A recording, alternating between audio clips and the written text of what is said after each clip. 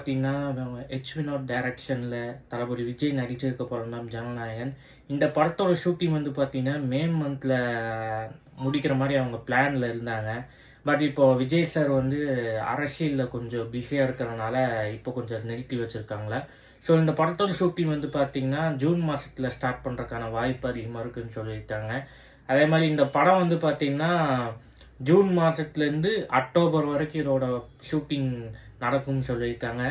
அக்டோபருக்கு அப்புறம் தான் இந்த படத்தோட நிறைய அப்டேட்ஸ் வரும்னு சொல்லியிருக்காங்க. ஸோ வெயிட் பண்ணி பார்ப்போம். இந்த படம் வந்து பார்த்தீங்கன்னா, பொங்கலுக்கு தான் அவங்க டைரக்டா ரிலீஸ் பண்ற மாரி இப்போ ஐடியால இருக்காங்களா? ஸோ நம்ம வெயிட் பண்ணி பார்ப்போம்.